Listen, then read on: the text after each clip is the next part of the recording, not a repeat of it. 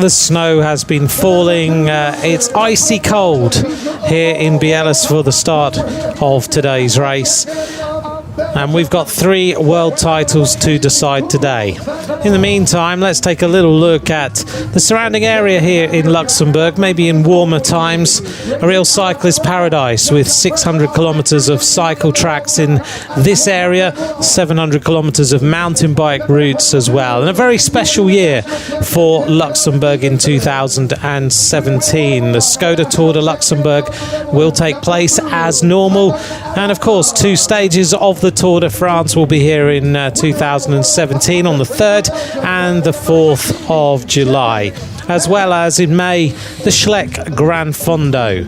Out and about then, everyone is ready for today's racing. The fans are here in huge numbers, all the nations are represented, and getting ready to watch the first race of the day, which is the men's junior race. This is the course, and it's 3.2 kilometres in length. Alongside me throughout the World Championships is Simon Burney. Simon, you've walked the course. This one is really, really testing. It is very testing, very difficult physically, very, very technical, especially with the ground conditions we've had. As you mentioned, snow about a week or so ago. That's melted and just keeps refreezing. The ground is rock hard. It's been raining this morning since about 7:30. Just a light rain, but as soon as the rain's hitting the ground, it's turning to ice, and you just can't tell what's wet and what's black ice. It is treacherous out there. Just walking about, it's a challenge. It's going to be an incredible weekend of racing. I think it's going to be a weekend of unpredictability. As we take a look here then, Simon, you walked this yesterday and you've walked it today. Take us around it. Yeah, the first half of the course, it's pretty flat and actually feels like, well, there's not much to this really, but the second half is, we'll soon find out, it really starts to use this big natural bank that drops down to the river, goes up and down it a few times, but some of the cambers on here are the most extreme I've seen in a cross race.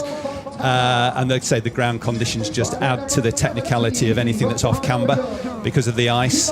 A lot of changes of direction on cambers as well, which means that the technical ability to kind of shift weight from one pedal to the other to go around 180 corners on a camber on the ice is a critical skill today, really. But we're going to see so many riders on the floor. It's I'm not going to say it's a lottery because there's a skill to riding on conditions like this, but crashes are going to be an influence of the race, and who can stay upright and who can keep calm under pressure. You can't put all the power down on a course like this. You've got to be very, very smooth. You've got to be very thoughtful about where you make your efforts, because you can't just jump out of a corner, because you're jumping out of a corner on black ice, and you just can't do that in the normal style that you normally would out of the saddle. You've got to be seated, maybe slightly over geared than you normally would, and just kind of very smooth transitions between parts of the course. Only twice I think you've got to get off the bike, once for a set of hurdles, once for a set of stairs. The rest of the time you'll be on the bike. A lot of these bridges, I think there's 5 bridges on the course as well, but again they're the only part that's actually not slippery, I think, because they're covered in a nice carpet. And they're covered in Marianne Voss's name by the looks of things. Here's the start list then, with Timo Rensman, who is wearing number 2 today. He is, of course, a very strong contender for this title. The Belgians are here in big numbers as normal. Perhaps the pre-race favourite in everyone's eyes is Thomas Pidcock of Great Britain. This rider finished 5th last year and, of course, has won 2 rounds of the World Cup. But there are so many other possibilities in this field as well. The Spanish are there. The Czechs will not worry about the ice and snow at all. They'll be really happy with these conditions. A total of 67 riders will be taken to the start. Some Canadians there and 1 Australian rider who must be wondering what this snow and ice is all about, but great to see him here. 1 Irish rider in Jack Murphy representing his nation. A Japanese rider in Kotaro. They're ready for today's race, Kotaro Murakami. But the crowds are out in huge numbers. We've got the usual funny hats. The atmosphere will grow throughout all of these races. and the Dutch are supporting the Japanese. Meanwhile, there's the Brits getting ready for some fantastic racing this weekend. 67 riders then, as normal. You can join us on Twitter as we take a look here at the former world champions. Some big names there. We remember Simon Andreasen with a great win in Tabor in similar conditions. Mathieu van der Poel, 2 wins back-to-back there. Clement Venturini, who may feature in the men's race later, who won it in 2011.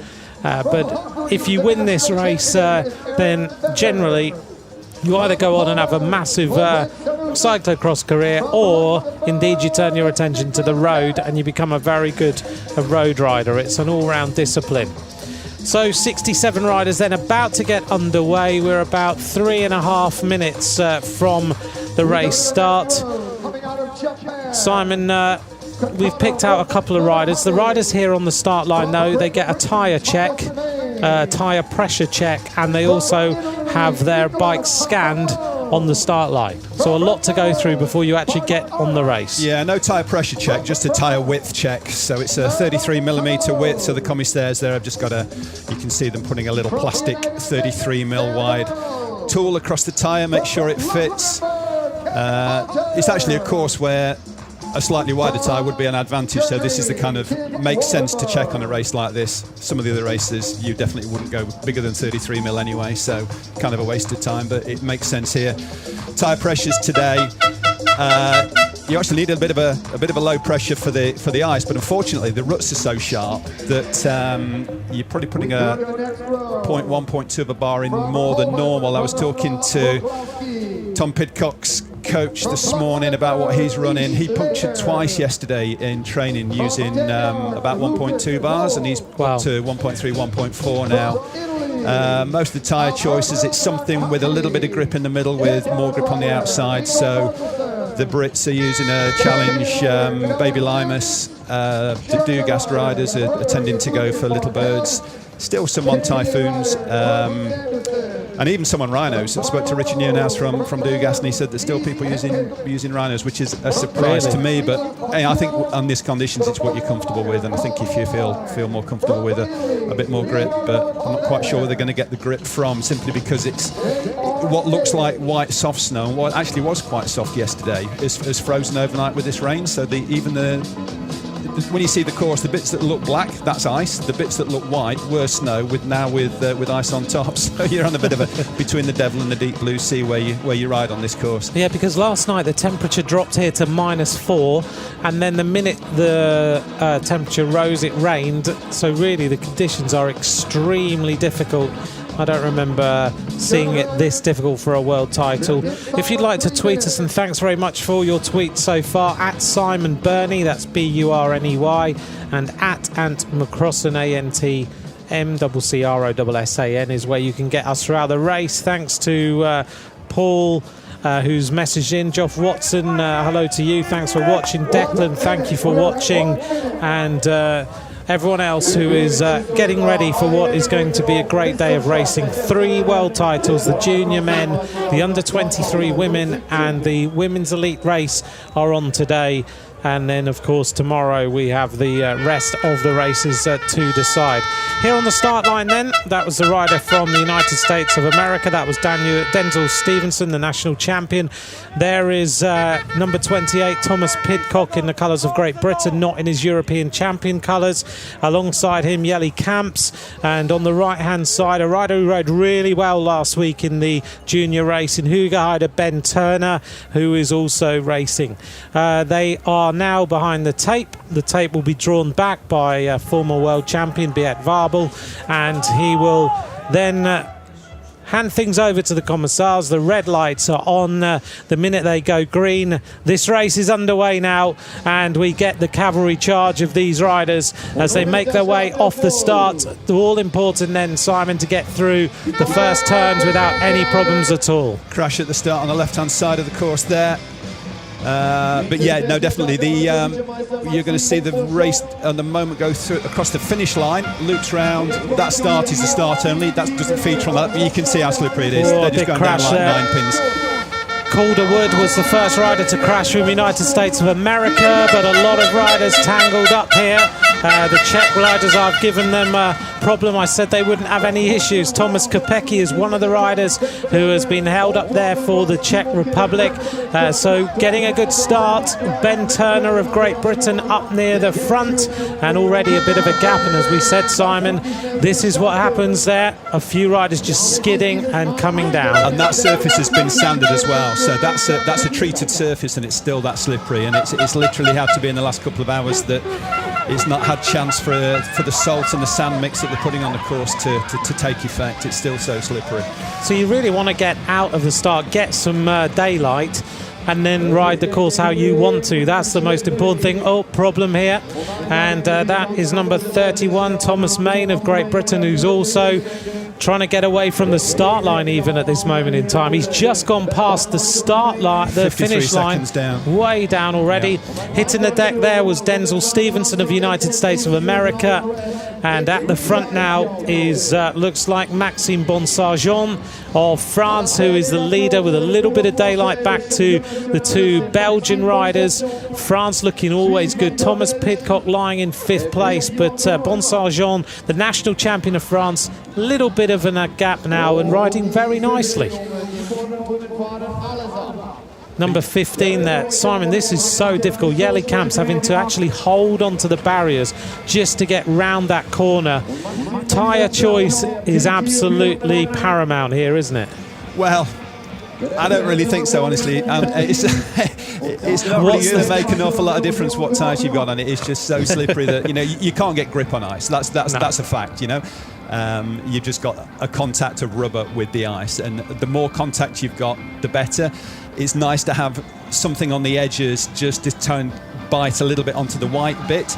The black bit in the middle that they're riding on, there's nothing at all on there. There's no grip. It's and you can see every corner. It's feet out all the way around. It's it is going to be who can keep the nerve, who can ride smoothly, and who can deal with the crashes. Because I think most people at some point are going to have a slip and a slide and end up on the floor. And it's kind of dealing with that's quite important, especially in the younger age categories, the under 23s, the juniors. They tend to ride on a little bit more of excitement and adrenaline, and they get a bit more wound up than maybe some of the more experienced elite riders. So it's how you deal with it. And again, you can see, obviously he's got no rear derailleur, a rear derailleur, but it's obviously in a couple of pieces. So. How do you, in your mind, when you get up in the morning like this as a junior, how do you possibly get yourself in a position where you think, today's my day and I don't care about the ice, I'm just going to ride the way this guy is riding at the front?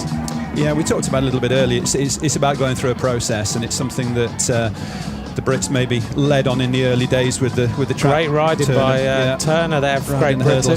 You just go through a process. You don't worry about outcomes. You just you do the same thing you've done every race, whether it's a local race or a World Cup or a World Championships. You just do the same thing. You've done the work. The hard work's happened in the last few weeks, and these riders have been, between races, these last big races, they've been off on warm weather training camps, doing the final hard blocks of training. And once you come to race day, you just do what you've always done, and the outcome is how it is, and that's how you have to accept it. Well, so far at the front is Bonsarjon, followed by Timo Kielich, and then it is Thomas Pidcock is up near the front. Also near the front is Ben Turner of Great Britain. And so at this moment in time, we are seeing a little bit of an interesting group of riders at the front of this World Championship as they skirt their way around the various turns. Bonsarjon looks to have the measure of this race as we just get the first few moments of this title contest underway. What a great little bit of riding there by Timo Kielich as Tom Pidcock decides to go onto his feet and just run his way around this entire little section. But a lovely little side kick of the back wheel. Meanwhile, this Swiss rider goes over the poles at the side and almost takes out the Italian rider coming behind him, Filippo Fontana. But Pidcock now has caught the leaders with that bit of running, and he's using his running superbly there to get to the front of this race. Whilst we settle in and we enjoy the racing, alongside me, I just saw him on the start line and has waved off the start of this race. Get him in the commentary box nice and early. A very warm welcome to the president of the UCI as we see Bonsargent skidding his way around the corners. Warm welcome, not a warm welcome, Brian, well, a warm extended welcome on a chilly morning. Very warm welcome to the president of the UCI, Brian Cookson. Brian, nice to see you here. Great to be here, and I think we're going to see some fantastic racing this weekend. It's already started, and these British guys are looking good, but there's a long way still to go. There is. You would have liked these conditions, wouldn't you, going out in the north of England before you moved across to the UCI? I'll pass on that one. So tell us, what are we going to see here? Oh, a really nice skid saved there by Antoine Benoist. What do you think we're going to see here in Luxembourg this weekend? Well, it's going to be cold, it's going to be slippery, it's going to be very difficult. I think we're going to see brilliant racing and huge skills here, but yeah, who knows? Anything can happen in cyclocross.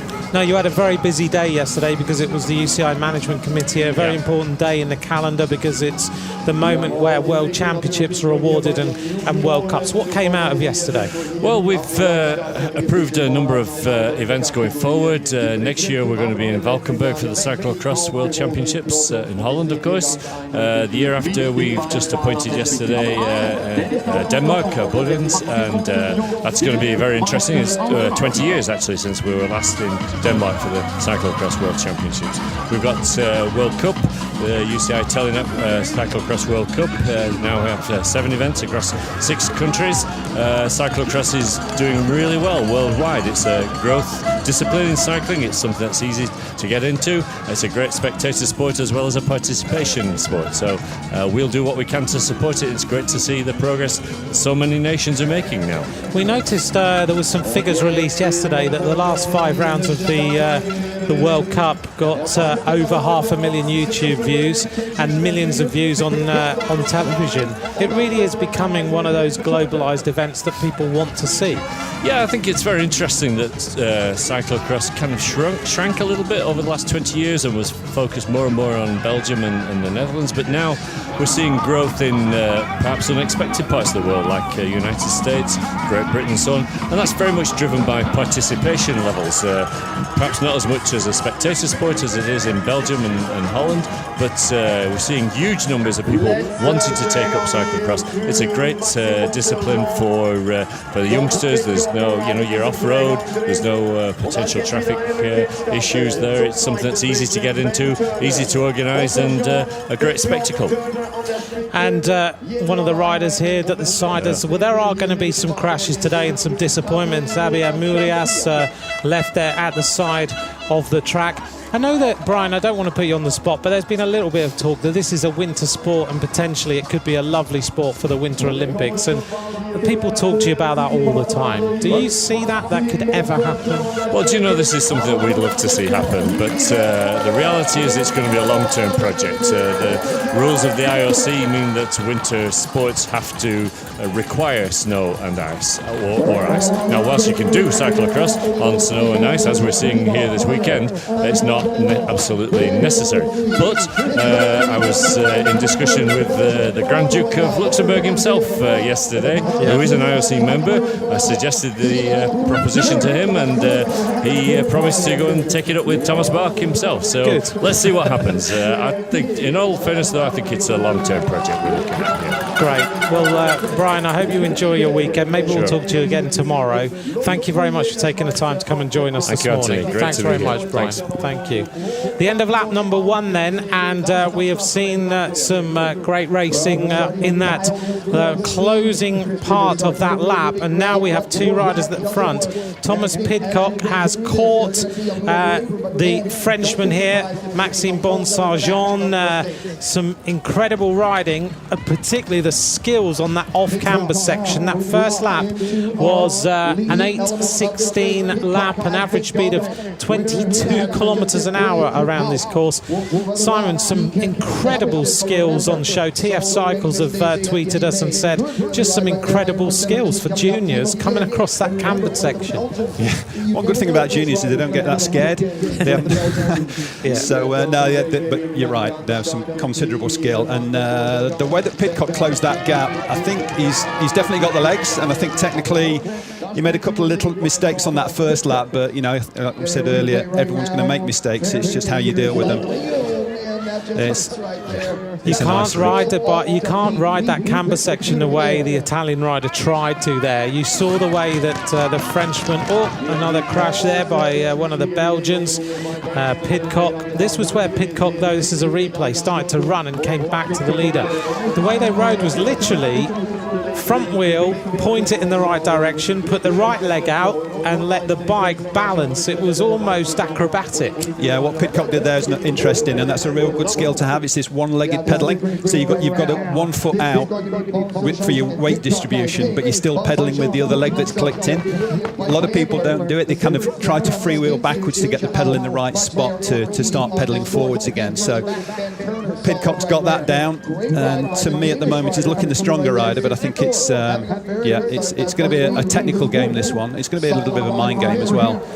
Well, the Frenchman at the moment is performing extremely well. He's doing a great ride, but the French always perform at World Championships. Just to give you a run through of the top 10 right now, because we're seeing the front runners: Tom Pidcock of Great Britain, Maxime Bonsargent of France, Ben Turner of Great Britain, Tino Kielek of Belgium, Antoine Benoist of France, Jelle Camps is there of Belgium, Loris Roulier in 7th, Dan Tullett of Britain in 8th, Toon van den Bosch in 9th, Nicholas Markel in 10th place.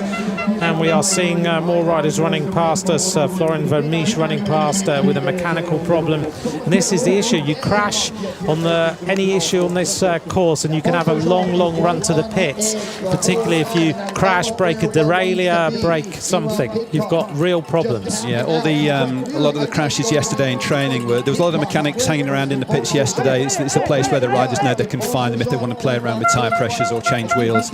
And they were busy just kind of tweaking derailleur hangers. A lot of people crashing, and because the ground's so hard, if you fall on the right side, then derailleur hangers just bending, and then obviously it affects shifting after that, and there's still the ability then to put the derailleur in the wheel when that does result in a long run. So Pidcock swinging around the bike around. Yeah, and I think he's realised on lap 1 that's going to be the way forward. It's a lot easier than trying to ride around there. But you can just see how. But you can also see the difference in, he's not going to crash doing that. That's no. He's not going any slower. He's not going to crash. It's a lowered risk. Turner riding well in 3rd, and right now no Belgian in the medal position, which is probably a while since we've seen that. The other surprise for me is I was expecting Jan Gavenda from the Czech Republic to maybe be a little bit closer to the front. He's a good rider on the ice and the snow. He won in Tabor, their domestic race that was in similar conditions a few weeks ago.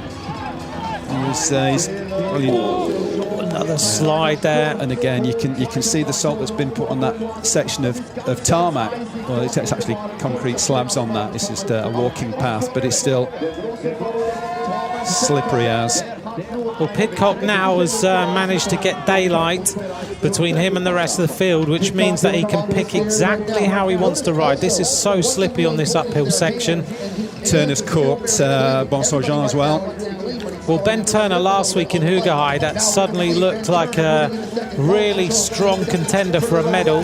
Just notice and just pick out and take a moment while we watch the British rider drop down, just to reflect that you'll notice on the right sleeve these young riders are wearing black armbands today. And from Simon and I's perspective, we'd like to remember Charlie Craig, who unfortunately passed away last weekend, the son of Nick Craig, the incredibly talented mountain biker and cyclo-cross rider. And Charlie was known to all these young riders. He went to sleep and he didn't wake up. And our thoughts are with Nick and his family, and these young riders are being powered by both their vision of winning the World Championships, but I think they're being powered by something else. At the front of the race then, Thomas Pidcock. Ben Turner is now in 2nd place. Behind him, Maxime Bonsargent. Pidcock has a talk to his pit crew then and says, I don't need a bike this time. Just needed to get rid of his glasses. They look good at the start, Tom, but they're not very effective effective in weather like this. No, and now we're seeing this Frenchman holding onto the wheel of Ben Turner. He's done an impressive ride. He took the race to everyone else. He is the national champion of France, 7th in the UCI rankings. But Pidcock now is just being able to cruise his way over these little bridges. He's been so impressive all season. You talk to him, he's got such an incredible focus. He's so calm. Oops, and almost comes to grief, then comes around that corner. Yeah, Bonsar-Jean was second in Fiugi at the World Cup. Chases his bike around the corner there. So he's handy in the slippy stuff. His teammate actually went last, I think. He's got a problem here. The chain is locked up. He's had to adjust the back wheel, and now he's having to chase. Oh, and a big fall for the rider from Belgium, Timo Kielish, as he hits the side and falls heavily. And of course, it's a really heavy fall, like you're falling on really hard ice. He's got all sorts of issues now. Yeah, bike trouble as well. Ben Tullett, the third Brit, looking to be moving up nicely as well, definitely in the top 10 there. So I kind of came into this race thinking it would be maybe more of a team tactical battle. I kind of felt there were 2 Brits, 2 Belgians, 2 Dutch and 2 Frenchmen, and it would be a little bit of a team tactic in play, but the way it's looking, the gaps are so big, and obviously with the conditions that we're seeing, that the ability to play the team game is slightly diminished by the technical requirements being faced by the riders. So, you know, Turner here, he's not really sitting on the Frenchman. Just going to ride with him, giving Pidcock more of a gap. He's quite happy to ride, and I think Pidcock at the moment is looking like he's going to extend that gap. 3 laps of racing to go. That last lap by Pidcock was an 8:07 lap, a 22.47 kilometres an hour lap by Thomas Pidcock, which faster than lap 1, right? Yeah, way faster. Yeah. By nearly half a kilometre an hour, he was faster that time. So he looks like he's now calmed down a little, and he has got the measure of this course. The American rider riding well is Denzel Stevenson. He is now making his way up through the field. Fantastic ride by him. So crossing the line now, the positions are Pidcock, Bonsar-Jean, Turner, Benoist, Boulier, Tullett, Jellekamps of Belgium, Denzel Stevenson of the United States of America. Denzel Stevenson is got to be the best name in this race so far. That's got to be a Hollywood name, hasn't it? He could appear in his own movie. He's 8th at the moment. Toon van den Bosch and Nicholas Markle in 10th place. But Pidcock is just riding away from the field at the moment. 23 seconds, that gap at the line, and 38 seconds back to Benoist in 4th. 39 seconds to Roulier and Dan Tullett in 5th and 6th. So at the moment, Pidcock's with the 23 seconds, that's a nice cushion. That's big enough now to be able to take a breath and really concentrate on riding smooth and damage limitation, really. He doesn't need to win this race by 40 seconds. No, just needs to ride a comfortable race at the moment. Thanks for all your tweets at Adam Cross and at Simon Burney. Few people on Twitter, Simon, want to know why is there no World Cup in the UK? And is there ever going to be another one? I'm sure there will be. Yeah, I think right now it's just a case of finding an organiser that can find the necessary finance to put it all into place. I think there's a few people interested. There's definitely 3 or 4 people I know of that have spoken to me about a little bit more detail about what the budget would be and how it works. When you need to bid buy and what's available in the future years. So there's 3 or 4 kind of key groups of people in various parts of the country that are interested in the possibilities of a World Cup, and I think it's just a matter of time. We won't see one next year. They just announced the World Cup calendar for next year at the UCI Management Board meeting yesterday. There weren't any bids from the UK for next year, but I'm pretty confident that the year after that we might see a bid again, which would be really exciting. I think 3 years ago now, nice save there by Tom Pidcock. Again, not panicking. No, that was the bike just suddenly tracked broadside for the leader. He doesn't want to get that derailleur down, does he? That's the big issue. Yeah, and the other thing there, that it shows his tyres are well stuck on as well, because that's the kind of manoeuvre that can easily unstick a tyre. He's popped his brake caliper off. He's got problems here, Pidcock. But that's pretty easy to rectify. I'm not sure he's not got some... oh, no, he's OK. Simon, just being asked about the cantilever brakes, because normally we've seen everyone on discs, but Neil Mansfield said loads of the front runners on cantilevers. Why is that? Is that purely sponsorship, or is it a choice? No, it is sponsorship, and people won't change bikes depending on the brakes based on the conditions. You wouldn't see a rider saying, OK, on these conditions I'll use cantilevers over discs. It's the bike they've used all year, and it just depends what which brand they're using, which brake system either they prefer or their sponsor prefers them to use. I think the increase in the use of discs is growing all the time, so it's just a matter of time before, I think, there's some manufacturers now aren't making frames for canters, they're only making frames for discs. I think Pidcock there, I think he's looking like he's on I think it's a Ridley from memory, but again it must be one of the kind of a last year model that's still on canter. I think all the ones now that are coming into the UK certainly are pretty much disc. Well, he certainly looks calm. He's been able to adjust his brakes with his gloves on, and now he's riding again composed. Hello to Evelyn, thank you very much for watching. Doesn't be able to see cyclocross locally, but would like to see one. Well, you need to travel and see a World Cup for sure. And Brian Travis asked about the cantilever brakes with a few other people as well. And I'll update on some other places in a moment as we watch the battle for the silver medal between the early leader of this race, Maxime Bonsarjon, and Ben Turner of Great Britain. Just to update on some other nationalities then, Loris Roulier of Switzerland is riding well in 6th place. Denzel Stevenson is in 8th place for the United States of America. The first Dutch rider is down in 13th.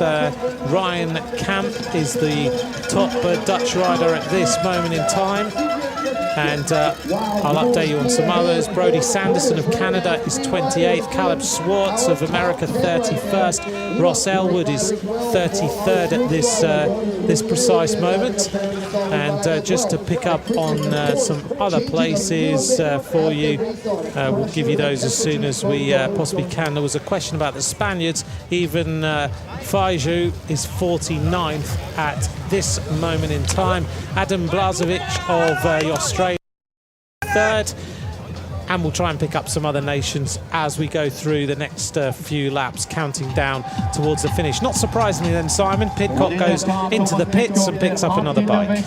Yep, no surprises there. Probably just going to be sure that he's got a bike where the brake straddle cable's firmly in place. Doesn't want that to be popping out too often. Looks like Turner's been down. He's got a big wet muddy mark on the left-hand side, I think. Lost a few bike lengths early to Bonsarjon, but Bonsarjon got in for a bike. It looks to me like there's another Brit who is about to come up to meet the leaders for the second place battle, and for me that's going to be Dan Tullett. And Great Britain at this moment in time are in 1st, 2nd and 4th place in this junior cyclocross, as we see Tullett now making a massive charge towards the front of this race, and he's about to catch the Frenchman, which is going to put Britain in an unprecedented 1st, 2nd and 3rd in a world title race. Not counting any chickens right now, but that would be amazing if you're a Brit. But trying to keep a level head on it right now and not be too biased. But Pidcock looking good so far. Haven't got a time gap from that intermediate split. 21 seconds now is the latest time gap that we have. We're just waiting for the updated time gap. At the finish line it was 21 seconds. We'll see what it is in a moment, because we have a second time check, which is on another part of the course, midway round, and we'll see what that is any moment now. And now we have 3 Brits in the first 3 places, and they're leaving the Frenchman, but Pidcock comes across the line yet again, and this time it's an 8:15 lap for Thomas Pidcock. And Pidcock here has opened up his advantage, and now the Frenchman has got all sorts of problems here as he makes his way further on down the field. The Swiss rider, to me, is looking really strong, and now real stress here from the Frenchman as he loses his shoe as well. And now Dan Tullett's moved his way into second place in this world title, and the Frenchman, oh, I really feel for this guy. He went out and led this race, and now his rear derailleur snapped off. That is harsh. That is hard, because now it's a really long way to the pits as well. That's race over for Bonsoir Jean. After taking the race to the Brits for the first 3 laps, that's a real pity. Yeah, I really feel for this guy. He shakes his head. Shoe in his hand as well. Oh, he's had, lost his shoe. He's running in his sock, and he's got the derailleur off the bike. He was definitely in for a medal, and suddenly the race has gone completely the other way, which is what we've said. This is all about unpredictability, this race this weekend. This weekend is about a rider who is calm and controlled and composed, but also a rider maybe further on down the field who never gives in, who's prepared to just keep riding and hope that something happens ahead of them to actually win the race. I think that's what we're seeing with Tullett. You know, Tullett started, he was always in the top 10, but he's just gradually, he was 39 seconds down after 2 laps. He's 26 seconds down now in second. So he's gaining time on Pidcock at the front, but technically he's excellent, is Dan Tullett. Very good mountain biker, very good bike handler. Not faced at all by any of this. And Dan Tullett, to me, he was probably the rider we noticed first at this sort of level of cyclocross, schoolboy and junior. But then Tom started to come through, and now Tom is the rider who everyone's been looking at. But Tullett, for me, has always been there or thereabouts and looks really good. And low centre of gravity, fast in the sections he needs to. Oh, he's going to lose his shoes. He's decided, doesn't matter, I'm just going to look at the blood pouring out of that knee for this Frenchman. He's thrown the shoe at the side of the road. He's just going to try and get to the pits, get another shoe on, because he will have a shoe in the pits, I guess, and just get on the bike. Yes.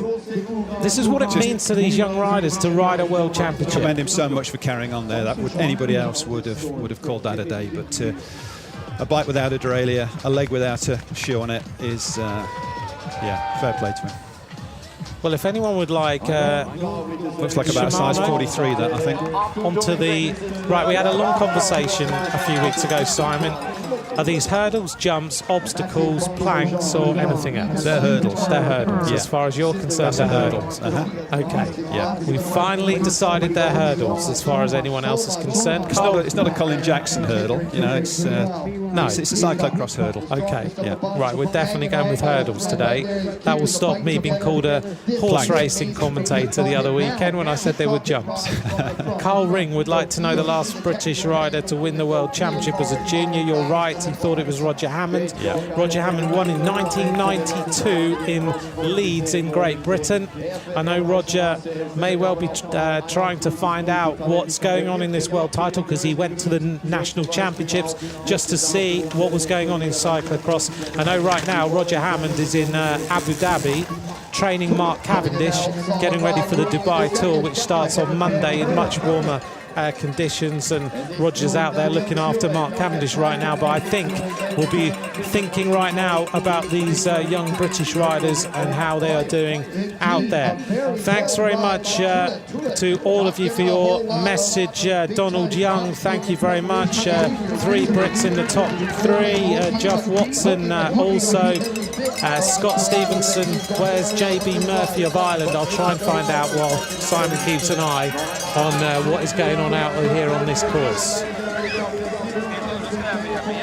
Well, they've got the measure of this little turn now, by the looks of things, and as the temperature goes up, will we see better grip? We will, yes. The stuff that's currently white will get a little bit grippier. The stuff that's black, probably not, but yeah, I think it might be this afternoon. Hopefully, if it goes up a degree or two. The rain's stopped now, which is a blessing, because that was just landing and freezing. But yeah, Pidcock, calm under pressure. JB Murphy is 51st at the moment, still riding. So thank you very much to Scott for asking. Some other nations then, just to update for you. The top 10 as things stand. Tom Pidcock of Great Britain leads. Dan Tullett of Great Britain is second. Ben Turner of Great Britain is third. Antoine Benoist of France is now in fourth place, 45 seconds down. Loris Roulier of Switzerland fifth. Jelle Kamps of Belgium sixth. Timo Kielich seventh place right now. Denzel Stevenson of the United States of America eighth place. Toon van den Bosch ninth. Nicholas Markle in 10th place. And then other nations, the first Italian 14th, Bruno Marchetti. He's riding well at this moment in time. And Gunnar Holmgren of Canada, 22nd place for the Canadian rider. And we'll try and pick a few more out as we go through. These riders then, oh, that's a nice little trick. That's neat. That's good. Yep. Fair play. The finish wasn't so great, but the start was good. Yeah. That's a mountain biker going around hairpins on a descent move, that one, but without the ice to finish it off. Yeah, it's that was a really nice trick. 15 there is Jelle Kamps, who was a winner in Zolder. Looked very good in Zolder on Boxing Day. And the Belgians really trying to pull something out of the bag here. Thanks to Colin Kirby for your message. Ben Hall, Tom is on a Paul Milnes bike, riding at the front of this world title at this moment on that white bike. You're right, my mistake, sorry about that. It's similar graphics to the brand I was describing, but yeah, you're right, absolutely. Paul Milnes, sponsor of Tom's Cycling Club. Vicky Thomas says in Canada we call these barriers, not hurdles. We're not going back there. Again, we had so much of that a few weeks ago. But at this moment, as they go through a big crowd here in Bieles, thanks very much to all of you for joining us. This is the leader of this world title. This adverse camber is so difficult on all of this section. And as you can see, Tullett is having a few little trials and tribulations right now. But Ben Turner is with him. These two riders wearing the black armbands, ride for Charlie today. These three Brits are trying to remember Charlie Craig in a massive way at the front of this race, and powering their way up these little slopes.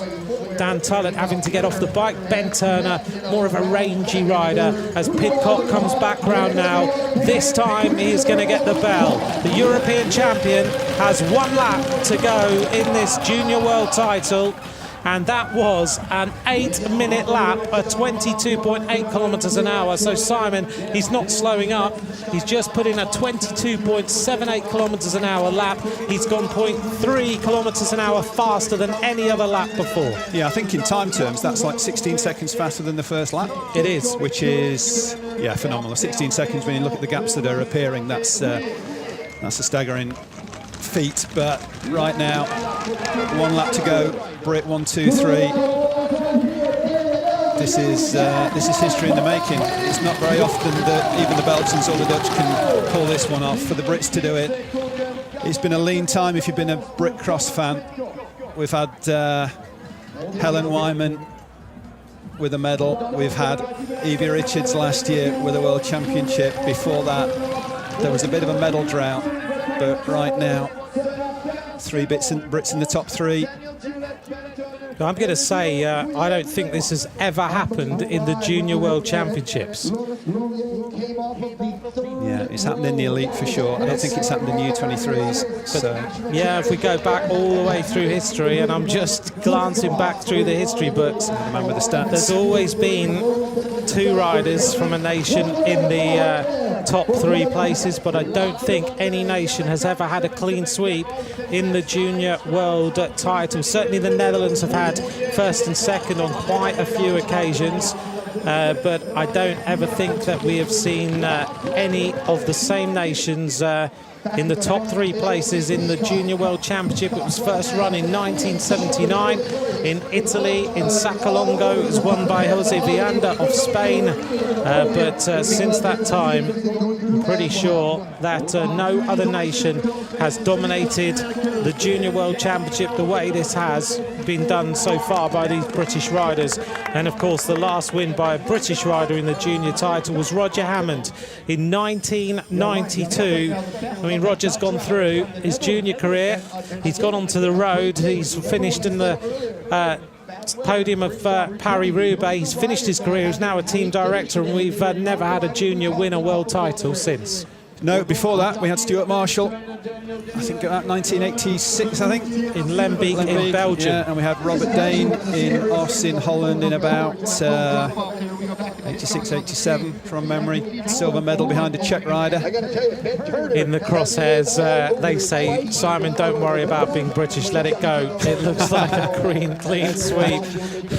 me letting it go, I'm having a little weep in the commentary place when this is finished, but for sure. I'm trying to keep it together for the last lap. Tom Pidcock then over the hurdles, barriers, jumps, whatever you want to call them. Behind him, his 2 teammates are 40 seconds down on the European champion who won 2 rounds of the World Cup. He has been over this season the strongest cyclocross rider in the world as he dives his way down what is a very slippy bank, scoots it round the corner, and behind him his 2 British teammates are going to try and fight it out around this course. What you don't want is one of them making a big mistake here. We have got in the top 10 Antoine Benoit's 4th, Loris Roulier in 5th, Jelle Kamps in 6th, Timo Kielich in 7th, Toon van den Bosch in 8th, Nicholas Markel in 9th, Denzel Stevenson is down in 10th place. An impressive ride. The nicest part of this is going to be seeing Belgian team managers lining up to sign these British kids up. That's going to be great. Yeah, I mean, the likes of Sven Nys and everyone else are here. This is what they want to see. They're looking for the next big thing, and right now 3 Brits are the next 3 big things. So Ben Turner, that's a big crash by Ben Turner, and Dan Tullett's gone through. Has he can't manage to keep the bike together? That's the big question. He's managed intact, brakes are on. Oh, he was lucky there. So far so good. Yeah, just needs to compose himself. Don't let Tullett out of sight. Quite sure how far the gap back is to 4th there, but just needs to keep it together for this last half lap. He's got about 3.5 minutes of racing left. It's only 15 seconds back to the Frenchman behind him. So he's just got to try and keep this one together. He's made a few mistakes that will have shaken him. And Turner now has just got to track his way around this little section. You can see the focus, trying to keep the left leg out, but suddenly the motivation that he had, the keenness to ride fast through the corners is not quite there because he's had that big fall.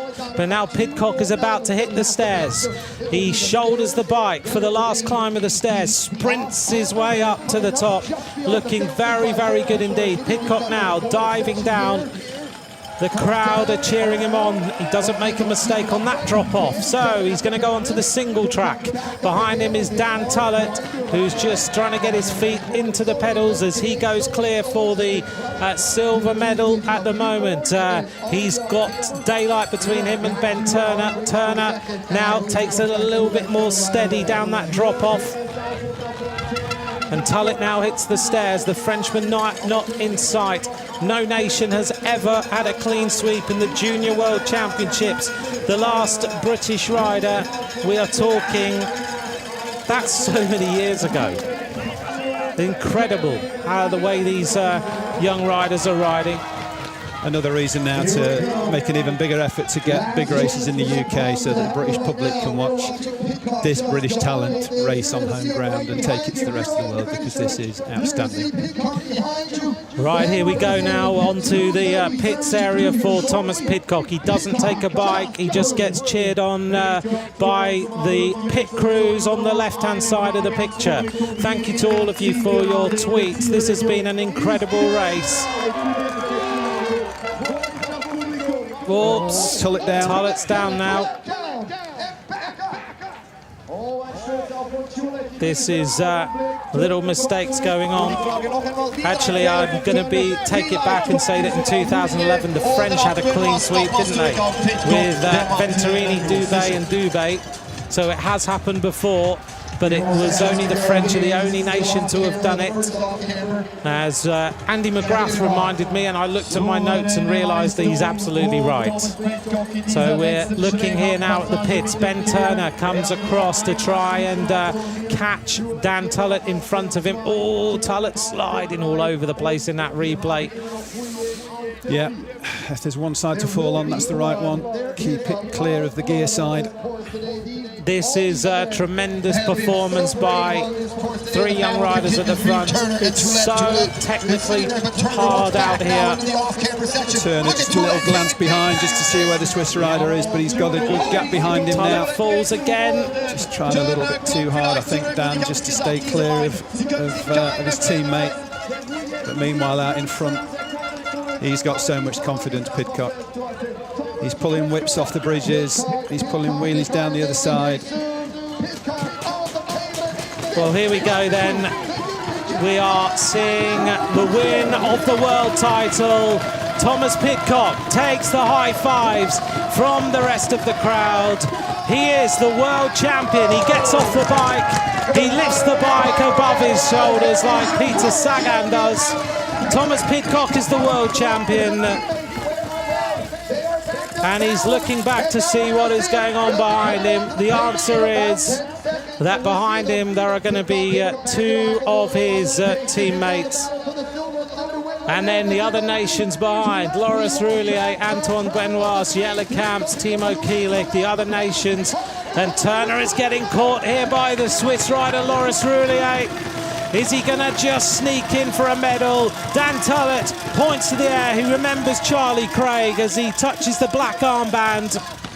It's a gold and a silver medal. Turner also touches the black band. They do a 1-2-3 for Great Britain. The Swiss rider comes in to take fourth place. Loris Roulier, a stunning performance by him. He almost came back to take the medal. But 2011, the French took a clean sweep. But 2017, it is a clean sweep by Great Britain.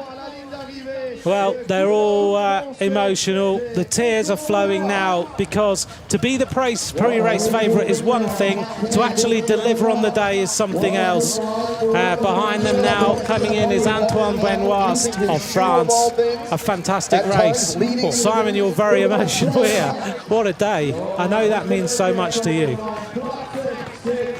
Well, Simon will try and find some words. I think for those of you who are listening, apologies if we get a bit British right now, but I think this race is charged for all sorts of reasons, not just by the fact that a young British rider and his two teammates have taken a first, second and third, because for anyone who's involved in British cyclocross, it's been a bit of an emotional week. The American rider, Denzel Stevenson, comes in ninth place. A fantastic ride by the young American. So the top 10, Pidcock, Tullett and Turner of Great Britain. Roulier of Switzerland, Benoit of France, Jelle Kamps of Belgium, Kielik of Belgium, Van den Bosch of Belgium, Stevenson of United States of America, Markle. It was in 10th place. A fantastic race. Markle of Germany in 10th place. There's the replay. Good job you're here, Ant. It would have been very quiet with just me, I think. Sorry about that. That's all right, Simon. I know what it means to everyone today. This young rider, though, so difficult to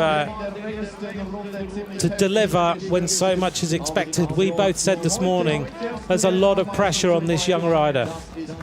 Yeah, you know, so he's been ready. the season favourite, and to do that, to bring out the big ride on the big day when you're the favourite, that's the hardest thing. Here we go then. Here is an interview with the winner, Tom Pidcock.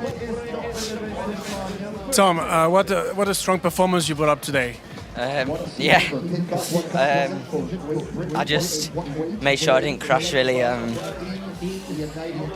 Just stayed upright and let my legs do the work. Before the event, before the race, you said that you were very happy to be considered as a favorite. You seem to be a man for D-days, for the real day. You confirmed today. I guess so. It's just amazing. Like all three of us on the podium. You look very emotional, which makes sense, of course. Can you tell us a bit more about the course, about the conditions? Very slippery, off-camber sections, very hard. Well, before the race, some of the under-23 riders went out and said it's just sheet ice, so I did a last-minute tyre change onto file treads, and I guess that paid off because they were perfect for the conditions. And we've seen Team GB making a clean sweep, 1, 2, 3 on the podium. That's very strong coming from your country. Yeah, it's history. It's amazing. Thank you very, very much, and congratulations. Thank you. Well, a very emotional young rider winning the world title for Great Britain. Big day for those youngsters. And just to update you on other nations, the first Swiss rider was in 4th place as we get ready for the podium today. The other American rider, Lane Meyer, was in 17th place. Gunnar Holmgren of Canada was in 22nd. Brody Sanderson of Canada in 25th place. Also up in the top places, Jofre Gugel of Spain was in 15th place today. And just having a look at some other nations as well. Filippo Fontana of Italy, we saw 4, was in 44th place. Jack Murphy of Ireland, 52nd. Adam Blažević of Australia in 51st place. But despite the crashes, 63 riders will finish this race.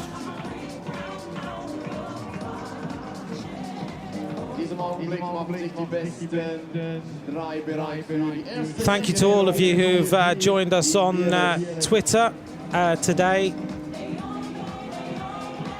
I know those of you, whether you are fans of Australia or Switzerland or United States of America or Great Britain, it doesn't really matter. I think you've just enjoyed a fantastic race, and I think it's going to get even better over the next few hours as we see some even more thrilling racing, I'm sure. Here's the highlights then. The young Frenchman, Maxime Bonsargeon, was at the front. He really looked very, very strong indeed.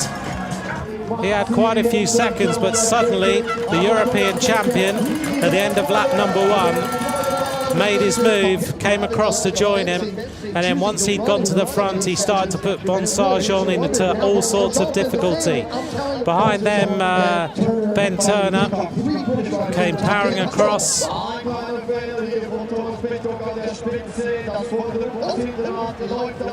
Ben Turner came across to catch the Frenchman, who then had all sorts of slipping and sliding going on.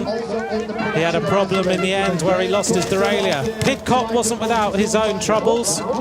He had to adjust his brakes after that broadside slide after going down that descent. The Frenchman then into the pits for a bike change. At this point, the British rider Daniel Tullett came across to the front.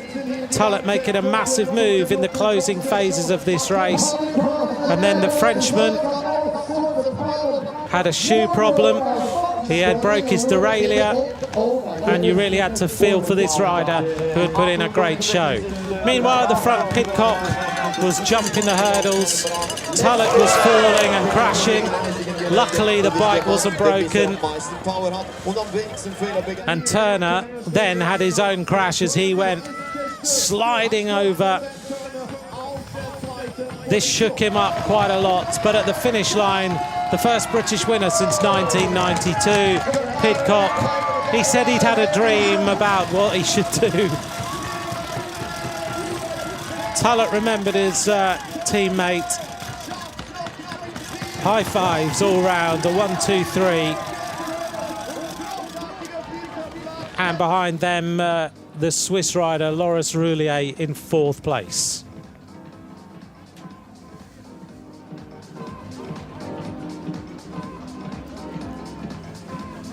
British team manager there, Chris Young, taking the Brits to the podium.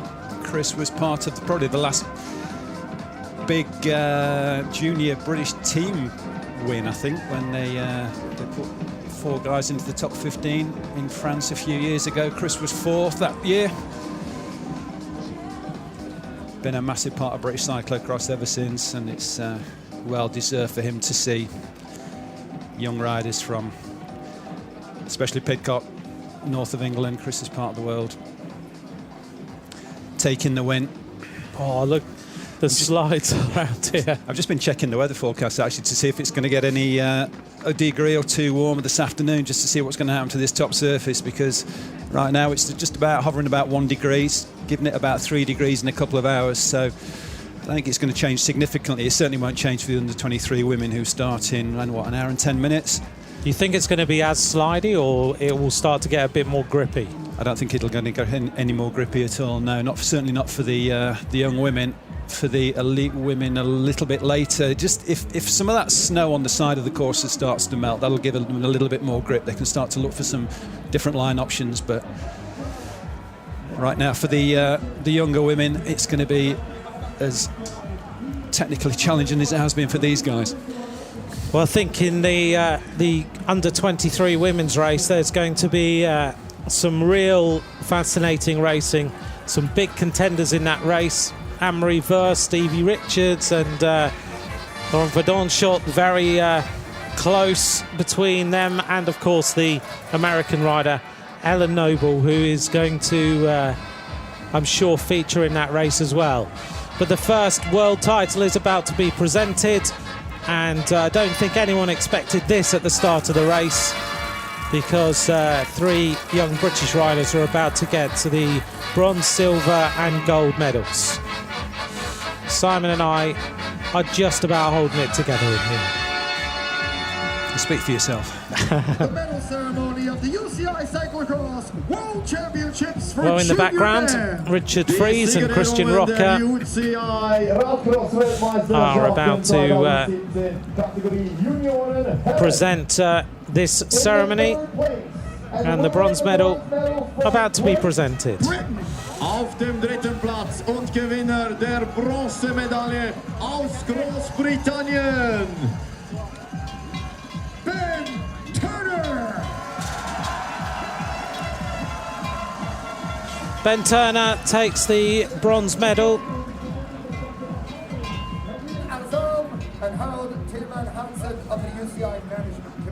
Die Medaillen und das Weltmeistertrikot werden überreicht durch Mohamed UCI Management Board.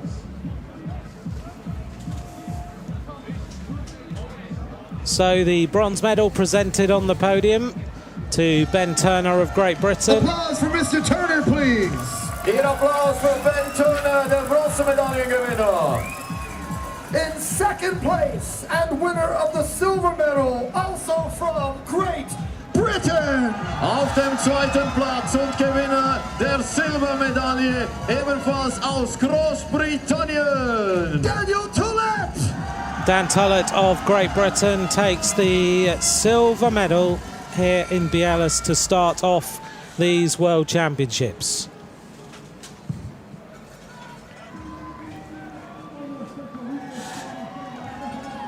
applause for Mr. Tollett, please. Daniel Tollett, silvermedaljen In first place, winner of the gold medal and world champion from Great Britain. Auf dem ersten Platz Goldmedaillengewinner und der neue Weltmeister aus Großbritannien, Thomas Pidcock! Tom Pidcock, the tears are falling down his face, but he's done it. The pre-race favourite is the world champion. So much expectation on his shoulders before today's race, but he's delivered and he pulls on the rainbow bands.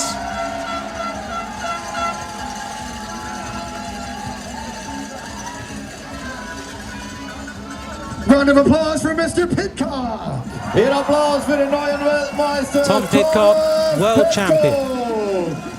That sounds Flowers good. will be presented It does. by Marco Goldhaus, an alderman from the community of Seyham, and Camille Dam, president of the Luxembourg Sport Federation. Die Blumen werden überreicht von Marco Goldhausen, Chef von der Gemeinde Sanem-Bellevaux, und Camille Dam, der Präsident des luxemburgischen Radsportverbandes.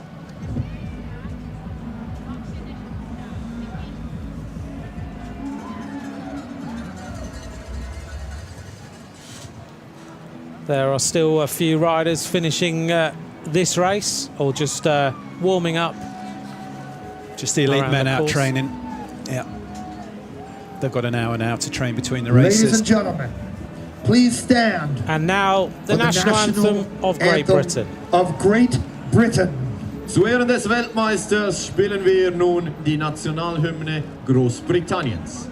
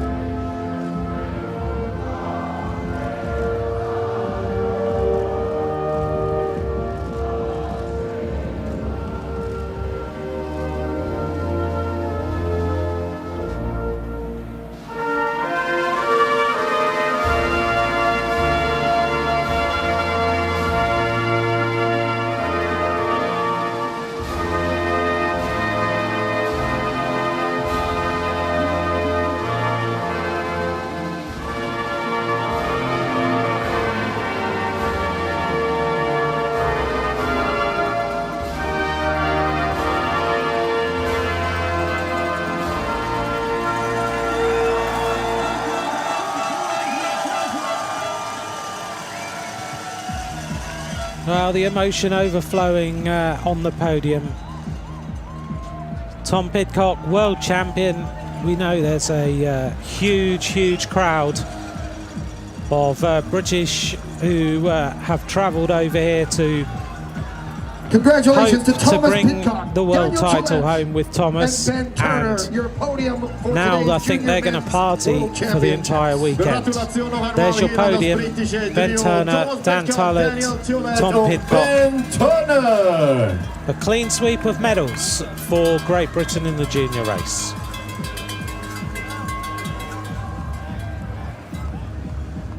Now the Brits can go and shed the Belgians out a drink, I think. For sure. Well, we're going to get ready, of course, for the next race. It's going to be the under-23 women's race, which is going to come up in 1 hour's time. So we're going to go and lie down in a darkened room and recover in time for bringing you a mainly less British-focused commentary in about an hour's time. Enjoy the highlights. It was an absolutely thrilling race from Simon and I. Thanks very much for joining us. Goodbye for now.